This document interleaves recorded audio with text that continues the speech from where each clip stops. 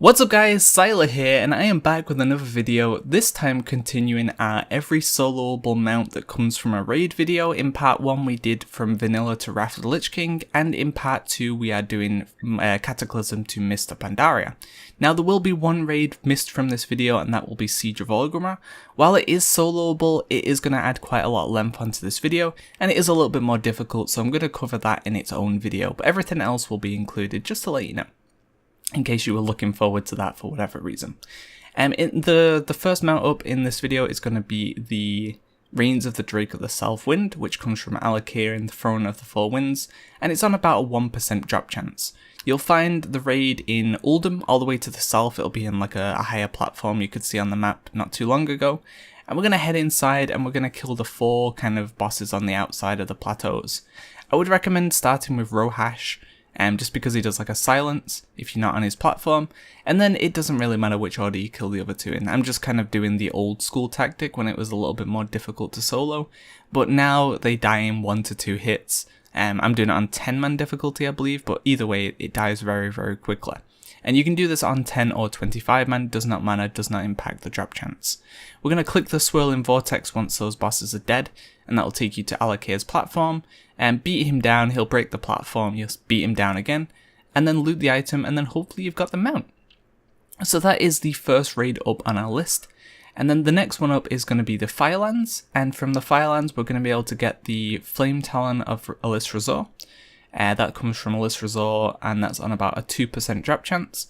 And then the next drop is the Smouldering Egg, which will give the Pureblood Firehawk, the mount that I'm still after from this place, and that comes from Ragnaros on a 1% drop chance. So it's going to be a little bit more difficult to get. You can do Firelands on 10 or 25-man, on normal or heroic. It doesn't matter, it won't impact the drop chance of the mounts, so just do whichever one you prefer. 25-man's always better, as you will get a better yield for loot and gold, but it's up to you. To get to the Firelands, you will need to go to Mount Hyjal, which is in Kalimdor, and then to the south of the Mount Hyjal, you'll find the Sulfurian Spire, and inside we can go. So once we're in, this is going to be quite a long run, and there is quite a lot we need to do to get to Ragnaros. So I would recommend clearing most of the trash on your way to the first boss, just because one of the bosses activates when you've killed X amount of trash.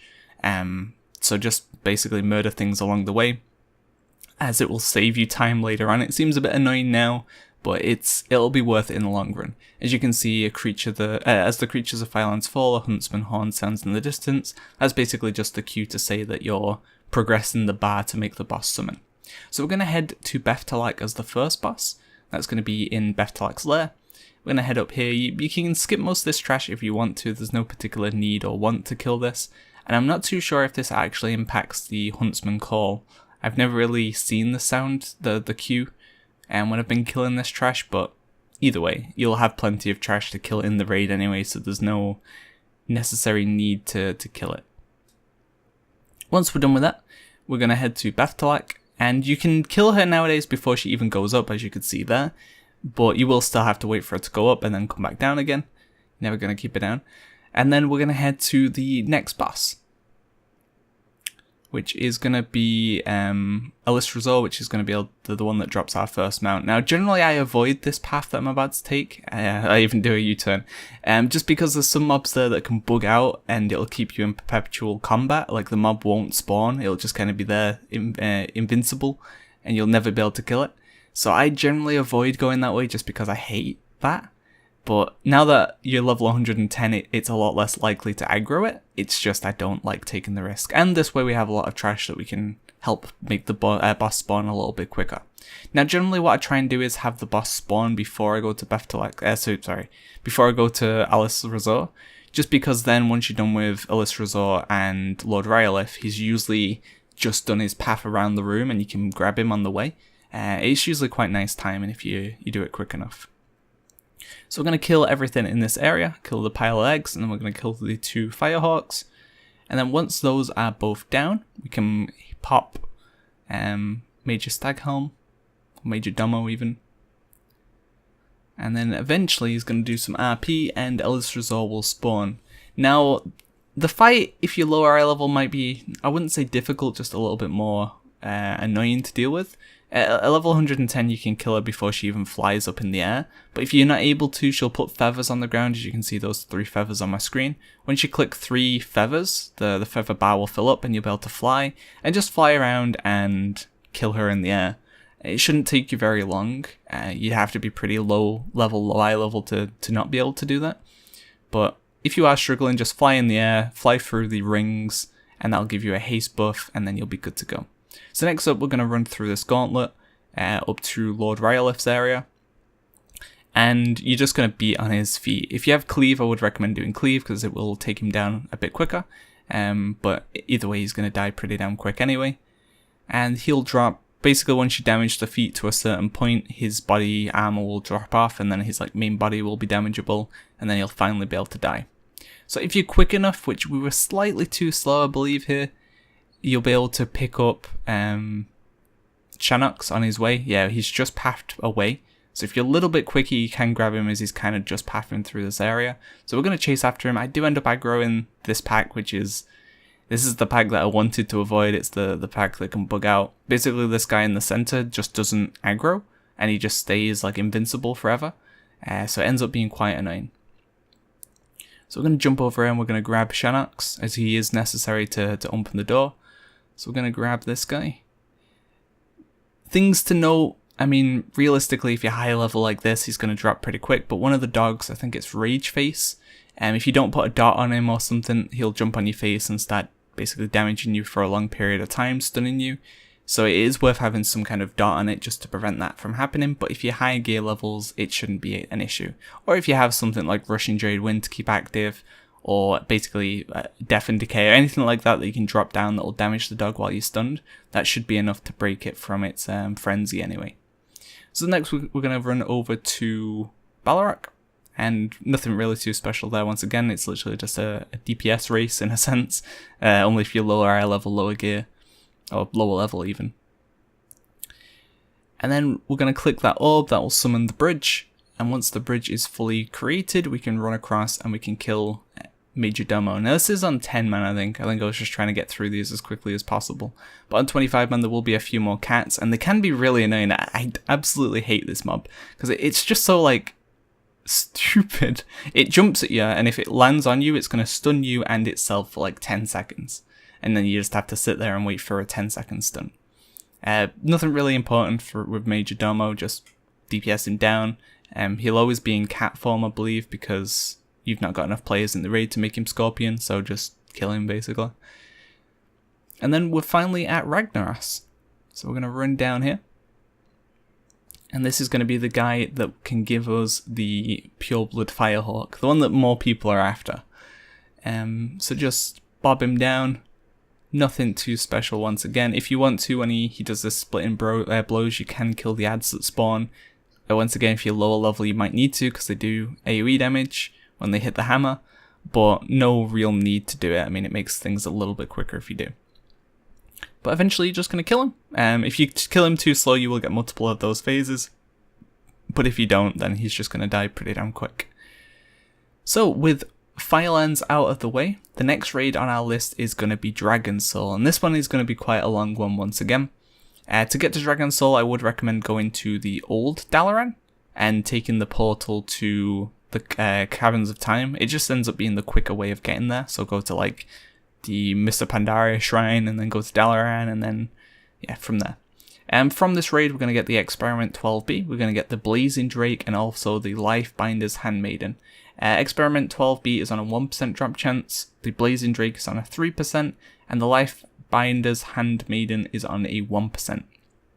Now, to get the Lifebinder's Handmaiden, tongue twister, you do need to do the raid on Heroic, and if you do kill Deathwing on Heroic, you'll have a chance of getting both the Blazing Drake and the Lifebinder's Handmaiden. So I would recommend doing it on Heroic. And to get to the raid, we're going to go to the Caverns of Time, which is in Tanaris, and we're going to fly all the way down this kind of windy path. And then once we're there, there's going to be kind of a few different routes, but just follow the route that I take and you'll end up at the dungeon, no problem. It's a bit slow though. This raid will take you quite a bit of time as well, unfortunately. Especially one of the fights is just long by default, so it's pretty unfortunate. Although the rest of it shouldn't be too bad. They have done some quality of life stuff in here as well. For example, you can kill, what's his name? Not Azumat. One of the bosses, General... Wow, I can't actually remember his name. General Vizax? Is that it? Or is that from Ulduar? Oh, I can't remember. Anyway, one of the bosses you can kill without killing the trash now, which is great. It means you can just get in there, kill him, and get out. While previously you had to go around the room and kill all of the trash before you could get out of the room, which was really, really annoying. So as you can see, we are on 10-man heroic. You can do this on 25-man heroic or 10-man heroic. You can do it on normal as well, but as I said, you will drop the chance of getting the Lifebinder's Handmaiden. So just doing it on heroic gives you the chance of getting all 3 mounts instead of just 2 mounts. So I would recommend heroic. No real difficulty increase really for a level 110. So I definitely would recommend doing that. First boss up is going to be... What's this guy's name? Mogu'shan. How could I forget? He will split in 2, and he does have a shared HP pool, so you can cleave them down if you are struggling a little bit, but it really shouldn't be that difficult. Next up, it doesn't matter which way you go. You can go to the right Drake or the left Drake. You have to kill them both anyway, so we're just going to head to the right Drake first, and then that will take us down here. And you can pull the... I would just recommend running straight to the boss. There's no need to kind of deal with the trash. I don't know if the trash still pulls when you pull the boss, but basically just DPS it down. No, the trash doesn't even pull anymore, so that's great. It used to be as soon as you hit the boss, all the trash would aggro. It's no longer the case. If you're a little bit slow in the fight, it'll summon some oozes that'll slowly walk towards the boss. You should kill it before any of the oozes reach the boss, but if you don't, I guess you could kill one of the oozes. It really doesn't matter though, you should have no problem with that whatsoever. Next up is Warlord Zonaz, that was his name, not General. This guy's a Warlord. So once again, run straight to the middle of the room, bop that guy down. He does spawn a ball which you want to kind of bounce off yourself to stop it hitting the walls. The only reason you don't want it to hit the wall is because it's going to knock you in the air and do a bit of fall damage, but even if it does hit the wall, it's not really going to kill you or do anything too extreme. It's just a little bit annoying. So if you can, make it bounce off yourself and hit the boss. But either way, he should be down before the ball really spawns, and if it doesn't, he should be dead shortly after that. So once again, we're going to head back to the main room, and then we're going to click the red Drake, I believe it was, and he will take us to the top part of the Wormrest Temple. Up here there's going to be some RP, you will have to wait for a little bit. The cursed RP of Dragonsoul. And it's a shame because this raid could have been so cool, but honestly this was one of my least enjoyable raids. 1, it went on for way too long, and 2, just some of the encounters weren't very fun. In my opinion at least, you know, you're gonna get some people who enjoyed it, but there wasn't really many fun encounters in the place. Like things like Spine of Deathwing, which you'll see throughout there, just nah. So eventually the RP will be over. We had a good chit chat while we're waiting, but he will spawn a portal, and that will take us to the Eye of Eternity. Just run through there, click the orb in the middle, and then you're going to have to go through some waves of trash. Nothing too special you need to know, just literally kill it all down. And eventually, we're going to get to the point where a mini boss will spawn. I think it's another 2 waves of trash after this. Oh, there we go. 1 more wave. So the mini boss down, and then the boss itself will spawn. Now this is a little bit of a timer. Obviously we one-shot it, but if your DPS is lower or your level's lower, then you want to kill her before she goes into any of the phases. Like if you get a lightning phase, it's not too bad if you get a frost phase because you can do that solo by running around clicking or hitting the crystals. But if you get a lightning phase, the only way to do it is to wait out the timer, which is like an 8-minute timer. So it wastes a lot of time. So you want to either try and make her have a frost phase first, you can tell by the weapon enchant she has when you start the fight, or you just kill it before any of that happens, which most people should be able to do. Once we're done with that, you need to speak to the NPCs, and then you're going to speak to Thrall and get him to start the encounter. I think I don't speak to him a second time. Oh no, never mind, we do. And then Deathwing's going to talk, and then you're going to have what some people consider like the worst trash in the game. But the reason behind it, I mean, I understand back in Dragonsoul, Bloodlust didn't reset when you killed a boss. So you had an 8-minute timer or whatever on Bloodlust to do it again. And if they let you go straight to the boss, then you'd just be stood there waiting for Bloodlust anyway. I mean, I guess you could just jump off and run back in, that would be quicker, but they wanted to avoid that. So they gave you trash that would take roughly, you know, a few minutes, so that by the time you were ready to pull the boss, Bloodlust was just coming up, and it didn't feel as bad. But yeah, just this kind of trash did not feel fun. It felt draining, like everyone dreaded doing this trash, especially with the RP in between as well. It just didn't feel great. Because you can't really control the tempo of it. I guess that is the biggest issue. You can't just slaughter it all really quick. You still have to wait for the drakes to fly in, and yeah. So just keep killing these down. You can interrupt them, I believe, and they'll walk down, or you can just hit them with range spells, but silencing them will make them come down as well. And eventually, once you kill enough of them, Deathwing will summon the boss. But it does take some time. Okay, there we go. We're finally done with that trash. Deathwing will come back for part 2 of his speech. Even though while we're on this platform, he could probably just like blast us all and kill us, but hey. Plot armor. So he's gonna waffle on with himself for a little bit. And then eventually, he's going to summon Ultraxion, which is going to be the first Drake, or first boss in here that can drop us a mount. And that is going to be Experiment 12B, which is on a 1% drop chance. Although, even though that's on a 1% drop chance, a lot of people have been getting this mount recently. So I'm not too sure if it was actually increased from 1%, but originally it was a 1% drop chance. So who knows, maybe it's been stealth increased? I don't think so. I guess people have just been getting more lucky. But either way, I have started to see a lot more people get this mount drop, so who knows, maybe 1% isn't accurate. We're going to kill him down. It is a bit of a timed fight once again. If you don't do it before he does the, I think it's Hour of Twilight, you'll die. But there's no reason you shouldn't be able to do it before then. And then we have to wait, and there's going to be a little cutscene that we can skip. That's why I'm spamming escape. Thrall's going to say he's not going to fail us, and then he fails us. Good old Thrall. Old green Jesus. And then we're going to skip that cutscene, run onto the ship, and talk to this guy. And that will start the next kind of gauntlet event. Or basically this is the boss fight, but it does involve some trash as well. So you're going to have these harpoons, but you don't do anything with them. And then you're going to have some drakes and stuff. And basically you just want to kill the ads as quickly as possible, because that's going to be what causes the boss itself to kind of start. So whenever you see a drake, just throw any ranged spells you've got at it, try and kill it as quickly as possible, because that will help make things go faster. There are going to be these little goblins that spawn as well, called sappers, and I would recommend standing in those big swirls as well, because they will reduce the damage your ship takes. If your ship takes too much damage, it will die and you'll basically lose the fight. I would recommend killing the sappers as well when you see them, as there you go, you can see it. It's like invisible, it's like a little rogue, as they do try and do damage to your ship as well. So once again, we're going to ignore that swirly apparently, but as I said, I would recommend standing in them. Eventually the harpoons will pull in the drakes, but if you have any ranged spells, you should be able to kill them pretty quick anyway. And then a few waves of those, and you're eventually going to get the boss itself to spawn. So it does do like a little announcement that there is a sapper on the ship, and just look out for it.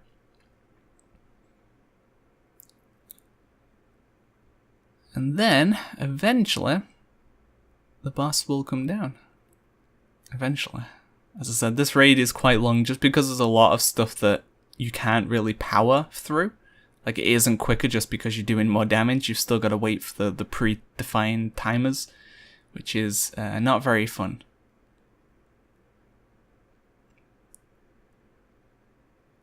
Okay, and he finally comes down. You can cleave them if you want, if you have like dots or whatever, but basically just focus all your damage on Blackhorn, and he'll siphon health from the Drake, and eventually the Drake will die or fly away, and you'll be able to kill Blackhorn finally. Once you're done with that, go back and speak to the guy we spoke to before, and then he's going to start the next fight, which is the Spine of Deathwing. So this fight is a little bit annoying, and the way I would recommend doing it is to kill 3 tentacles, and then kill the 3 ads that come from the 3 tentacles. And then the way I do it is just to walk left and right consistently. You can take an alternative method where you sit in one of the holes where the tentacle was, and that'll keep you kind of grounded. But basically if you don't keep running left and right, or you don't ground yourself, then Deathwing will roll over, and you'll I don't know if that's going to affect the audio. My monitor just went off because I was talking too long. And you'll basically be thrown off the back of Deathwing. So that's why I run left and right consistently. But the alternative method is just to sit in one of the holes, and then you'll be fine. The way I do it is I run left and right, and then I kill all those slimes that spawn. And I don't have an amalgamation out until I have enough slimes down. Because basically the way you do this fight is to have 9 slimes dead on the ground, and then you get an amalgamation, you run the amalgamation through the 9 slimes, and it'll basically become like a nuclear reactor. And then once it has 9 slimes, you can kill it right next to the plate. It'll blow up the plate, and then you'll be able to DPS a tendril. Once the tendril is dead, the plate will come off, and you'll be able to progress to the next plate. And it's basically rinse and repeat. The fight does speed up the further you go on, because you get more adds and more tendrils, but yeah, it's pretty slow. So there you go, we see you've got the 9 stacks, the plate will blow up, and then we're going to DPS down the tendril, and then the plate will just completely come off. And then I'm going to repeat the same tactic where I basically just kill all the other the tendrils that are in the room, or the tentacles, leave one alive, and then I'm just going to DPS down the slimes until I have enough, basically. And it's nice not having an amalgamation up, because then you can't accidentally kill it. It's not in the way, you know, it's just chilling. So we're going to wait till I have about 9 slimes. You can kill them now, or you can just leave them to slap you. It doesn't really matter at 110. They're going to do close to negative damage to you anyway. So once I've counted 9, I'm going to I'm going to kill the tentacle, which is going to summon an amalgamation. That guy's going to run at me. I'm going to kite him through all of the slimes, and then you see he's straight to 9. He's a nuclear reactor, and then I'm going to wait for him to explode.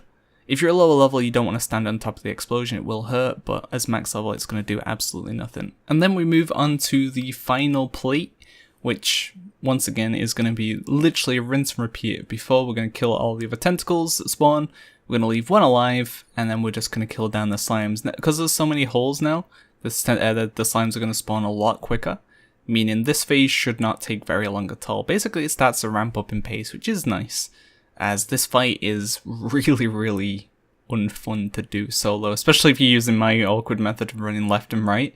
I mean, I prefer it. It just makes things less unfortunate to happen. I mean, you can accidentally fall off this way, but I've fallen off trying to get my amalgamation over to the left side to pick up all the slimes and stuff, while if they're in the center like this, the only error is your own of not remembering to follow like the rhythm of left, right, left, right. And once you do it a couple of times as well, you start to pick up the rhythm quite easily. Now, I accidentally, like an idiot, kill the amalgamation a little bit too prematurely. He didn't have 9. I think I accidentally tabbed onto him and hit him with a spell. I didn't mean to kill him. Maybe I did, who knows? Maybe I'm still noob. So we're gonna have to wait for more slimes again, but we should have roughly enough around now. Oh, definitely enough by now. So I should be able to kill all these off. Maybe I'm keeping myself a little bit safe. There we go, we killed them all off. And then we're gonna go and pick up a tentacle. As you see, I'm kind of zigzagging my way along just to make sure we keep up the left, right pattern. As if you get baited into running in a straight line, you're probably gonna fall off. So it has 9 once again. We're going to let it explode, and then once it does, we can move over and kill the tendril, which is going to put us onto the final fight. Yay! Dragonsoul's nearly done. Don't jump over the platform like I do. You're going to loot the chest. You're not going to get any mount from that one, so there's nothing in particular we need to care for. Once you've looted the chest, you can speak to Thrall, and I think you have to speak to him a second time to actually make the Deathwing fight start. And then once that does start, we're going to be able to get our final potential at 2 mounts. We're going to get the Blazing Drake, which I said is on a 3% drop chance, and the Lifebinder's Handmaiden, which is on a 1% drop chance. So speak to Thrall again, start the encounter, and it doesn't matter what order you do them in. Even if you lower gear it, it shouldn't really matter that much. Basically just run along the platforms and kill each of the arms or the wings. And then once all of them are dead, the head of Deathwing will spawn down as well. But it should die so quick anyway that it really, really doesn't matter. So once all 4 are dead, Deathwing's head will pop down. And the only real thing you need to know about the head phase is it's going to summon some slimes over and towards his head. If they hit, they'll heal him. But you should do so much damage that it isn't an issue. I mean, maybe if you're on 25 heroic with slightly lower level, might come into play, but yeah, just in case, kill them before they hit the head, and you're good to go. Loot the chest, and you may or may not have a mount in there. Now, once again, the level, like the 10 or 25 man, does not impact the mount drop. That is a bait. A lot of people think because it gives more loot, it gives a better chance of the mount. Isn't true. The mounts are on the like their own little roll table, so they either are there or they're not there. There's no extra chance. So next up, we're going to be moving on to Mr. Pandaria, and we're going to be doing the Mogu'shan vaults to get the Astral Cloud Serpent. One of the mounts I really do still want, and that is going to be on a 1% drop chance from Elegon. Now, to get to Mogu'shan vaults, we're going to head to Kunlai Summit, and up in the north of Kunlai Summit, you'll find the entrance to Mogu'shan vaults. It does not matter if you do this on 10 man, 25 man, normal, or heroic. Each difficulty will once again have the same chance of giving you the mount, so just do it on whichever one you prefer to do. We're going to head inside and we're going to head towards the first boss. You can kill this trash if you want, or you can completely ignore it, doesn't really matter. And we're going to pull the first boss. Now these guys have a shared HP pool, so AoE, talents or whatever are more favourable, as they're going to help kill the boss faster. So just round them up and do some AoE and then you'll be good to go. Then we're going to head through here and we're going to head to the trash. Now stand right on top of these guys. If you stand a little bit away, they won't aggro, which means they won't actually summon. So yeah, just make sure you do stand right on top of them as a 110. Then we're going to kill Feng. He's not really going to do anything we care about. Just kill him down. He'll pick up each staff. He does have a staff that summons like a lightning orb, the very first one he picks up, which will stun you for a short period. So do try and avoid that if you do get that far. And then he also does like an epicenter, which will blind you or make you have a reduced miss chance. A little bit annoying, but once again isn't really going to do that great deal. Outside of that, there's nothing else to really worry about. Then we're going to clear out all of this trash. We have to kill every single trash mob here, even the guys in the air. So if you have a ranged spell, well, you'll need some kind of ranged spell to kill the pterodactyls, and then that will make the boss spawn. Once every bit of trash is dead, he'll land. And this is a bit of a DPS race, as if you don't kill him fast enough, the fight does do progressively more and more damage, but shouldn't really matter to a 110 player. But yeah, just in case, save your cooldowns, especially defensive cooldowns, for later on in the fight, as that's when the fight gets a little bit more difficult. But just try and kill him as quickly as possible, that's all you need to do there.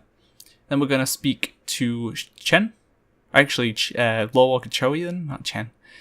And he's going to start the next bit of trash. There'll be these random kind of spirits that spawn.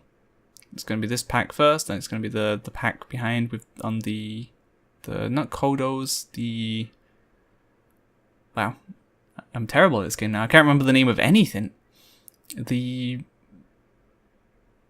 No, I can't. I'm just going to give up. I can't remember the name of those mobs. For some reason, something starting with M is in my head, like motion or something. Motion? No. Motion? I don't know. Going insane. So then we're going to head up the stairs and we're going to start the next encounter. You'd need to kill each of these spirits as quickly as possible. The next one is the only one that I could consider difficult. He'll basically, if you take too long on the fight, summon a rain of arrows that'll pin you down. And you'll need some kind of like bop, or you'll need a pet to break you out of it, or you'll need to put some kind of AoE on the ground before it happens. Otherwise you'll be pinned to the ground and it's a little bit annoying. So I would recommend something like prepare with something like that just to avoid that happening. But otherwise you should be fine. I mean, if you have a pet, just command your pet to hit it. It'll be like an arrow in your body that you can be killed. If you have any AoE, keep that drop down. If you have bop yourself beforehand. Like, there's multiple ways to get out of it, basically. So next up, we're going to head down to the boss that's going to give us the mount. So quite a nice quick run. It isn't too bad doing this place. And we can skip most of this trash. Actually, I end up bugging out. I still have the debuff from the last boss, which basically makes me kind of like an enemy. As you can see, all the trash is neutral to me. And that causes me an issue in the moment because Cho's going to run through. And Cho is going to be my enemy. I can't actually talk to him. He's going to be like, fight me. 1v1 right now. I want that mount. So yeah, the only way I could get around this was unfortunately to jump off and die. So interesting little, I guess, bug. But hey, happens sometimes. So you're going to speak to Cho if you're not aggro to him. And then that will eventually summon Elegon. The Elegon fight's fairly simple, you just run into the middle of the platform. If you're taking too much damage, which you shouldn't be, you can run back out and reset this kind of stacking debuff, which will cause you to take more damage. But you shouldn't really need to do that. Just DPS down Elegon and you'll be no problem. He does get to a point where he'll summon like orbs, and the more times you kill every single orb, the more damage the boss will take. So if you're at a lower level or whatever, I would recommend trying to kill as many waves of orbs as possible, as that will help. So we're going to head to Throne of Thunder next, which we'll need to go to Townlong Steps for first of all. As you can see here, there's an NPC with portals. If you've not done the quest chain to start this off, you'll need to speak to them and do the quest line. It takes like 2 quests. And that will give you a flight, but like you'll go on a flight there, and then eventually you'll unlock the portal. But for this one, we've already got it unlocked, so we can go straight here and click the portal. And then that will take us to the Throne of Thunder. Eventually. If it ever loads. Come on. There we go. So we've done that, and you can click this orb, that'll take you to the land as well. So another loading screen, unfortunately, but it does save time from going over the water. Unless you've got like a water strider, then it's probably going to be around the same time, depending on the loading screen time. So we're going to head down here, we're going to head to the raid entrance, and from here we're going to be able to get 2 mounts. We're going to be able to get the Clutch of Ji-kun, which comes from Ji-kun, and we're also going to be able to get the Spawn of Horridon, which comes from Horridon. Both of these mounts are on a 1% drop chance, so fairly low chance, but there are 2 mounts from here, so at least you've got a decent chance of getting something. There are a few other like pets and stuff from this place as well, so it is quite a worthwhile place to run. But eventually we're going to run all the way over to the dungeon entrance. And there's 2 ways you can get there. You can either go through the cave coming up here, and that will give you kind of like a shortcut. Or you can go up the stairs, and that will take you to like the true entrance, where there'll be a world boss there called Nalak, which you could kill if he's alive to get another mount. So worth doing if you are around there, which can give you the Thundering Cobalt Cloud Serpent on a 0.1% chance. So this is the entrance to Throne of Thunder, and you can do this on 10 man, you can do this on 25 man, heroic, normal, doesn't matter. The mounts are still, once again, going to have exactly the same chance of dropping. So once we are ready to go, and those are the 2 mounts that you can get, the Clutch of Ji-kun as I mentioned before, and the Spawn of Horridon. The Clutch is a flying mount, so definitely nice for Legion with the fact that we can actually fly now. And we're going to head inside. Most of this trash is skippable. If you hug the wall to the right here, you can actually skip it, but I end up just flying through it, and it still does aggro anyway. You do need to kill that guy there though to make the door unlock, and then we're going to have the first boss, which is Jinrock. Now this was actually not too long ago, like in Warlords of Draenor. This was quite a fun fight to solo. This place in general was quite fun to solo. There's a lot of like weird mechanics and strategies that you had to take, but now it's literally just a case of smack it and it'll die.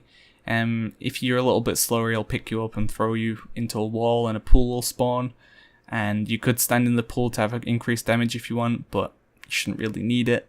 You do take a bit more damage while in there as well, so it isn't ideal. You could do that, it will give you a damage increase.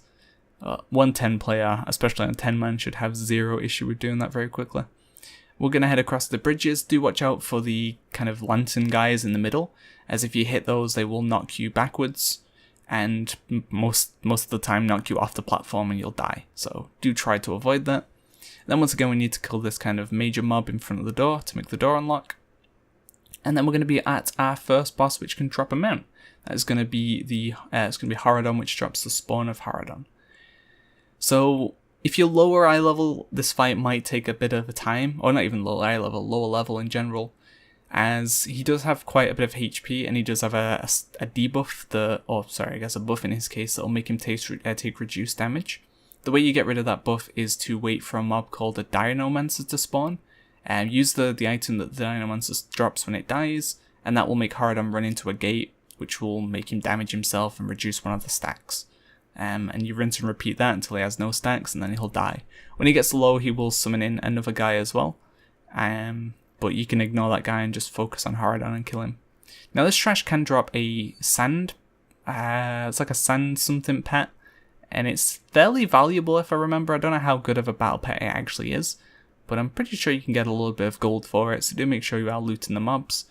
And once these trash packs die as well, make sure you stick around, as he will summon like a spooky version of them as well. And I'm not too sure if they aggro or not if you're far away from them, so it's worth just sticking around to finish them off. Only takes a few seconds. And my voice is starting to go a little bit because we have been recording for, what's this now, like 30 odd minutes straight, so do give me that. It is a bit of talking. We're nearly done. This is the last raid we're going to be covering in this video. So once again, killing the spooky guys, running through, killing all of this trash. And if you are after the sand pet, I would recommend looting these guys as well. It is quite a cool model. It's the model you can see them summon, the like little sand elemental. It's nice. So run through those guys, no need to kill them unless you want additional chance at the pet. And then eventually we're going to be at the next boss. Now this once again was a bit of a hard solo, and it still is a little bit difficult. I would recommend killing off the girl first, honestly, because if she gets empowered, she can summon a Zoa spirit, which can kill you nearly, even at 110. So she is more annoying, but also the sand guy will put down a thing that roots you in place, so that is also obviously annoying. But 110 you shouldn't really have any issue with killing them, although I would recommend killing the woman off first just to reduce the chance of being cheesed, I guess. If you do have a talent or whatever that gets you out of roots, I would also recommend picking that up, as it will help you kill them quicker and avoid any unfortunates, basically. So we have to wait for this unskippable RP. It does let you press escape, and it will say, do you want to skip the cutscene? And you can click yes, but it doesn't actually skip the cutscene. And of recent, this place has been bugging out, and you won't actually be put down below. It'll put you on the bridge, and you'll have to jump off and die. So, but we're going to run past all of the trash, and we're going to start hitting Tortos. Nothing too special you need to know here. He'll summon some turtles, which will knock you up and be a pain, basically. You can kill them, and then later on the fight, he will do a breath, which you can interrupt with kicking one of the turtles. But you don't really have to do that. I mean, he should die before that happens. Is he a turtle or a tortoise? I don't know. I mean, he's called Tortos, so I assume he's not a turtle.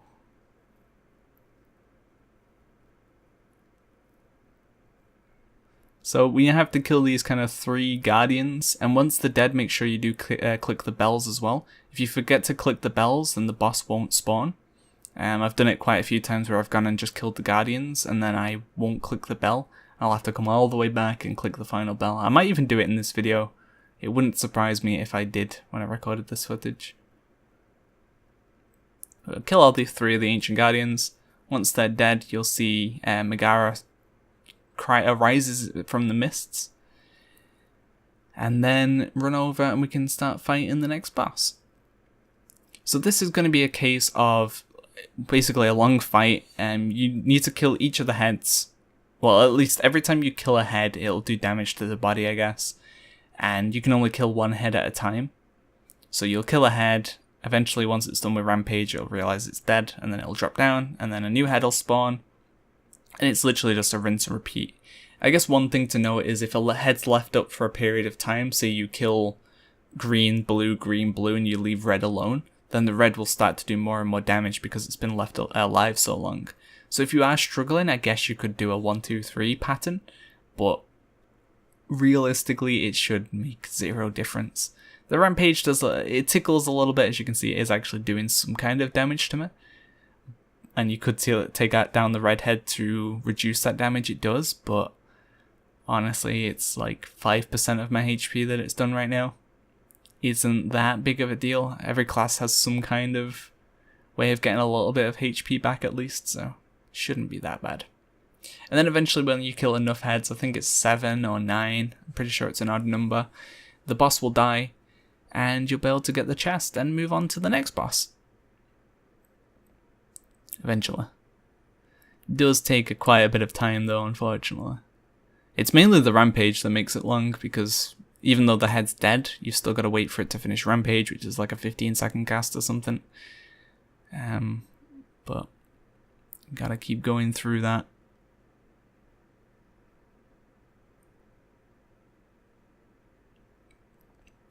So the Rampage is about to end. I think we have to kill 1 more head or 2 more. Oh, that was the final one, thank God.